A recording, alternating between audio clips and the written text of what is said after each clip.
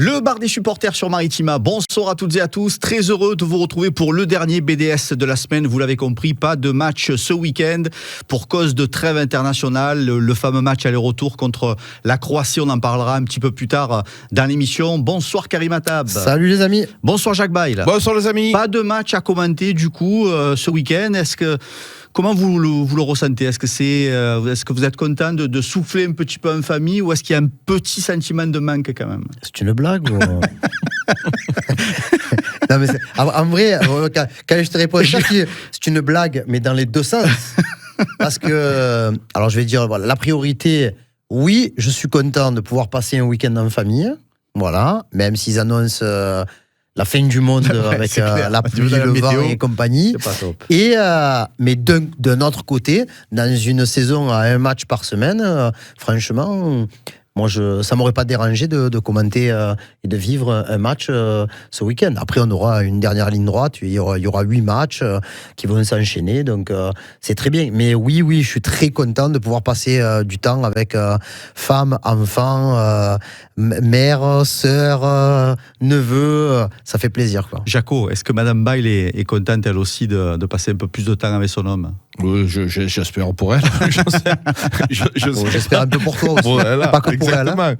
Mais c'est vrai que bon, c'est des week-ends différents. Après, moi, personnellement, ça ne me dérange pas d'aller au stade quand le match est au Vélodrome le dimanche soir, de pouvoir sortir le vendredi, de pouvoir sortir le samedi, d'être en famille le dimanche à midi et de partir au stade tranquillement. Donc, franchement, moi, ça me manque parce que je suis un gaga du football. Et en plus de ne pas voir le match le week-end à la télé, ça me gêne vraiment. Alors plus sérieusement, la trêve internationale, c'est aussi l'occasion de soigner un peu les bobos qui sont sérieux ou moins sérieux. 3 absents du côté du Classico, 4 même. Les principaux, on va dire, Murillo, Bennacer et Højbjerg. Plus Harit, voilà. Moi, je pensais à Harit qui est quand même... Harit qui était blessé depuis quelques jours auparavant. Est-ce qu'on a des nouvelles, justement, de l'infirmerie marseillaise ? Des nouvelles, oui et non. Je sais que la majorité des joueurs sont plutôt dans un processus de soins. Je pense que Murillo est en avance, lui, sur tout ça. Amin Harit, je pense qu'il est en train aussi de retrouver la course, mais ça demande quand même de vraies confirmations. Je pense que peut-être que les cas les plus épineux concerneront les 2 milieux de terrain, Højbjerg et Bennacer. On s'est rendu compte quand même que les 3 absents véritables, ceux qui sont régulièrement titulaires au parc, sont 3 internationaux. On en a parlé cette semaine avec Jaco. Le fait qu'il n'aille pas pour Murillo de l'autre côté du monde avec le Panama qui a réalisé une performance historique en s'imposant à la 94e aux États-Unis cette nuit à 0 avec de belles images. Le buteur qui est allé sur Thierry Henry. Et je trouve que c'est pas. Nous, on est Marseillais, donc c'est dommage pour Murillo, mais c'est tant mieux pour l'OM qui puisse se soigner à ce niveau-là. Après pour les autres, Højbjerg n'a pas fait le déplacement avec le Danemark, qui a battu hier le Portugal 1-0. Donc, je pense pas qu'ils soient encore dans un processus très avancé. Donc, dans les prévisions qui avaient été faites, ça m'étonnerait qu'on ait Højbjerg contre Reims, peut-être Murillo.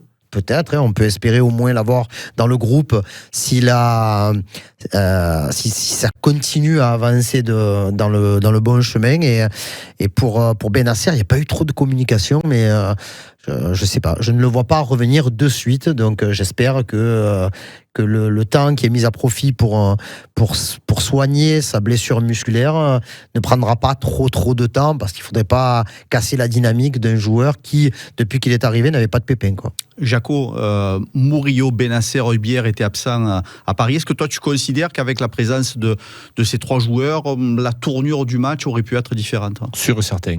Je suis sûr et certain. Déjà avec Murillo, sur le couloir droit, il est devenu tout simplement indispensable.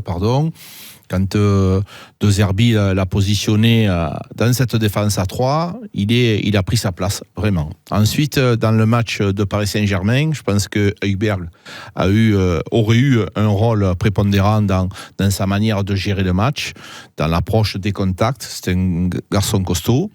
Bennacer aurait pu nous apporter sa touche technique qui nous a manqué contre cette équipe technique, cette fameuse patte gauche, avec ses qualités de passe, avec ses idées de verticalité. Donc, effectivement, et après, ces gens-là, ils auraient pu commencer et ne pas être performants et être remplacés, tu vois, mais ça te faisait des solutions supplémentaires. Moi, quand j'ai dit à Karim, Højbjerg, il y a des matchs où il est indispensable. Parce que même sa présence au milieu, elle rassure pas mal de monde. Donc, oui, effectivement, c'était vraiment 3 manques essentiels. Une trêve, c'est aussi l'occasion pour certains joueurs de se redonner un peu de tonus ou de se reposer. Mason Greenwood, justement, a surpris un petit peu tout le monde en faisant une démarche particulière, reprendre le chemin de la commanderie un petit peu plus tôt que ses camarades. 2 jours avant les autres, parce que je crois que tous les joueurs valides de l'effectif ont eu la possibilité de couper lundi, mardi, mercredi et jeudi, puisque la reprise était aujourd'hui à la commanderie pour le groupe, et Greenwood, lui, est revenu mercredi. Donc pour travailler en salle, travailler sur le terrain avec un prépa physique, essayer de... Alors, on va pas parler de préparation, mais de se remettre un petit peu en jambes.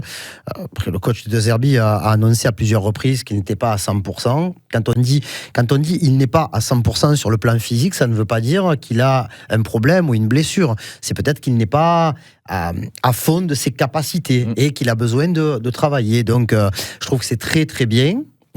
Aujourd'hui, je salue l'initiative de Greenwood. Après, vous ne m'empêcherez pas de penser que peut-être qu'à un moment donné, il y a dû avoir peut-être des discussions avant, et peut-être qu'on a dit à Greenwood, si tu veux reprendre un peu plus tôt, te gêne pas. mais le plus important pour moi, c'est qu'il montre qu'il est volontaire à ce niveau-là et qu'il a envie de travailler. Et sur les quelques vidéos qu'on a pu voir, oui, c'est sûr que c'est du travail physique, athlétique, sans ballon. Et ça, c'est que du bonus. Jaco, quelle grille de lecture, justement, tu as, toi, de cette reprise prématurée de Greenwood? Est-ce que tu penses qu'il a pris conscience des reproches qu'a pu lui faire Roberto De Zerbi? Ou est-ce que tu penses qu'il soigne aussi le sprint final pour être un peu plus à son avantage avant le mercato d'été? Alors moi, je n'ai aucune information. Je pas comme quand Rim, je vais juste te donner mon sentiment. Juste pourquoi le mercato d'été? Parce qu'on peut se poser la question de savoir si effectivement il cherche pas à avoir une aventure peut-être un peu plus upgradée que celle de l'Olympique de Marseille, et que pour l'instant il n'est pas au meilleur de son état, tout simplement. Jaco, réponds à ça. Non, je vais déjà commencer par le début de la reprise. C'est aussi une prise de conscience du joueur. Ça veut dire que quelque part, il a pris conscience et qu'il lui manquait physiquement, qu'il avait un retard physique et qu'il fallait s'entraîner plus que ça et montrer à l'entraîneur que oui, je vais reprendre avant, je vais essayer de revenir. Je trouve que les gens sont très méchants sur Greenwood. Greenwood, c'est un très bon joueur. De temps en temps, lui aussi, il peut avoir des passages difficiles. Et à un moment donné, il faut prendre conscience que ces passages difficiles, il faut savoir les gérer. Il y a des choses dans la vie, mais est-ce qu'il est talentueux? La réponse, elle est oui. Est-ce qu'il a des qualités qui sont au-dessus de la moyenne? La réponse est oui. Après, j'ai l'impression qu'avec De Zerbi, ce n'est plus le même amour qu'il y avait en début de saison. Donc, il y a une prise de conscience. Et dans tous les cas de figure, le joueur, là, quant à l'entraîneur, c'est toujours l'entraîneur qui a raison. C'est-à-dire que c'est lui qui décide si tu joues ou tu joues pas. Donc, lui, s'il ne prend pas conscience qu'il faut qu'il travaille plus pour jouer, qu'il faut qu'il travaille plus pour faire plaisir à l'entraîneur, eh bien, dans tous les cas de figure, il sera sur le banc. Elle est complètement hors sol, ma question, non, mais Karim, pour terminer, après je relance, mais je ne sais pas si tu te rappelles, parce que c'est un certain Jacques Bail qui avait dit à un moment donné, peut-être que Greenwood devrait aller un peu sur le banc. Un peu, oui. Donc, un peu, il a fait 2 matchs, il n'a pas fait non plus la moitié de la saison. Mais pas contre Paris Saint-Germain. Le problème, c'est que après tu organises ton équipe un petit peu, après tu tentes des coups. Donc pour le Karim, coup, moi ce que je pense, c'est que les gars, à un moment donné, moi je veux bien qu'on puisse aimer De Zerbi, la méthode de Zerbi. On ne peut pas lui donner tout le totem d'immunité, de savoir il a toujours raison. moi, te répète toujours la même chose. Voilà. Nous ne sommes pas à l'entraînement. Oui, mais d'accord, mais les gars, moi aussi, je suis pas à l'entraînement, mais à un moment donné, je veux aussi essayer de comprendre ce qu'il fait. Il y a 3 matchs pourris, parce que vous me lèverez pas quand même. Le match de Nantes, il a été pourri. Donc là, il y a un mieux sur Paris Saint-Germain. Je trouvais dans l'intensité, dans l'envie. Pas dans le résultat, mais dans l'envie. Voilà, pas dans le résultat, mais il y a quand même eu quelque chose de différent. Moi, les autres matchs, je suis désolé, tu rajoutes Auxerre, tu rajoutes Nantes, tu rajoutes Lens à la maison, ça fait beaucoup. Il faut aussi... si c'est un entraîneur, tout le monde il va y tomber dessus. Donc je pense qu'il y a une gestion quand même assez spéciale de sa part. Je ne suis pas à l'entraînement, effectivement, mais ce genre de joueur, c'est un joueur différent. Les gars, il y a toujours eu des Ben Arfa, ils sont différents à traiter, des Mbaïnian, ils sont différents à traiter, Balotelli, Zlatan Ibrahimovic, quand ils sont Ousmane Dembélé, tous ces joueurs qui sont talentueux, ils ont une façon d'être différente. À toi aussi d'essayer de le refaire revenir dans ton groupe. Alors moi, je reste quand même sur ma ligne de conduite. J'aurais préféré qu'il soit titulaire à Paris, mais pour moi, c'est pas non plus un événement le fait qu'il ne l'ait pas été. Voilà. Si il repart sur une série positive où il a travaillé, où tout le monde est un petit peu en accord pour se dire allez, on se tape dans la main et on repart ensemble, parce que c'est ensemble et pas chacun de son côté qu'on va pouvoir avancer. Je pense que ça peut être salutaire. Et même si c'était face au Paris Saint-Germain, quand je revois, parce que après quand tu analyses, quand tu vois son entrée contre Lens à la mi-temps, elle n'apporte strictement rien. Je te dis pas que tu dois comparer Lens à Paris. Bref, j'espère que ça va repartir du bon sens. Pour répondre à ta question, je ne pense pas que Greenwood pense à partir au mercato d'été. Parce que si Greenwood... Il faut bien comprendre ce que je vais dire. Si Greenwood se pose la question du mercato d'été, peut-être que l'OM se la pose aussi. Peut-être. Je pense qu'à moins d'une offre mirobolante, et en espérant que sa dernière ligne droite soit à peu près du même niveau que ce qu'il nous a montré sur les 15-16 premières journées, il n'y a pas de raison que la relation entre l'Olympique de Marseille et Mason Greenwood, elle s'arrête là. Parce que comme les autres, comme Rabiot, comme Benasser, comme Balerdi, comme d'autres joueurs, je pense que Mason Greenwood, même s'il a évolué dans les rangs d'un très grand club, qui n'a pas de très bons résultats maintenant, mais qui s'appelle Manchester United, il a envie de vivre la Ligue des Champions avec Marseille. Oui. Et le Vélodrome, et le reste. Parce que moi, je ne l'ai pas vu, notamment quand il y a eu ce fameux entraînement ouvert à une toute petite partie du public vendredi dernier. Et même s'il s'entraînait plutôt avec les remplaçants qu'avec les titulaires, c'était pas un mec qui tirait la gueule, il n'était pas en train de bouder, comme tu dis, de temps en temps. Il a été tapé dans les mains des supporters. Christian Cataldo, qui était dans nos locaux à Marseille mercredi, le responsable des Dodgers, nous a dit que Mason Greenwood avait fait partie de la discussion entre ce que l'on appellera, nous, les cadres. Un peu en retrait, il avait dit. Oui, mais un peu en retrait, mais parce que c'est sa personnalité. J'en suis sûr et certain. Il y a aussi la barrière de la langue. Oui. Voilà, donc je pense pas que le mercato soit une issue qui soit définitive, envisageable, bien sûr, parce que rien, non mais envisageable, tout peut être envisagé. Il y a plein de dossiers qui sont en ce moment sur la table. Pas sûr que tous les dossiers aillent dans le sens que les gens aimeraient avoir. Mais quand même, je me dirais, Aubameyang, tout le monde, ou quasiment tout le monde, aurait aimé qu'il soit encore dans l'équipe cette année, après la formidable saison qu'il a fait la saison dernière. Mais au final, il est parti. Donc, j'espère que Greenwood va réussir une belle fin de saison, qu'il sera l'année prochaine un joueur de l'Olympique de Marseille, et on repartira. Après, les gars, ça fait beaucoup de départs aussi. Parce qu'à un moment donné, moi, j'ai un peu besoin de stabilité. Au mercato d'hiver, n'oublions pas qu'on a perdu Koné. Tout le monde demande on a perdu un Brassier, on a perdu Eliwaï. Donc ça fait beaucoup. Si encore tu commences à perdre Greenwood, il faut aussi savoir gérer tes joueurs. Si chaque fois tu fais des résultats, tu te dis bon allez, j'en jette 10, à un moment donné. C'est surtout dans les proportions. Les automatismes, il faut savoir les créer. Et donc il faut pour avoir un esprit d'équipe aussi, il faut savoir, on l'a dit, dans le projet de 2-3 ans, j'ai pas mis chaque mercato En hiver, tu m'en jettes 3 ou 4. En été, tu m'en jettes 10. À un moment donné, ça n'ira pas, les gars.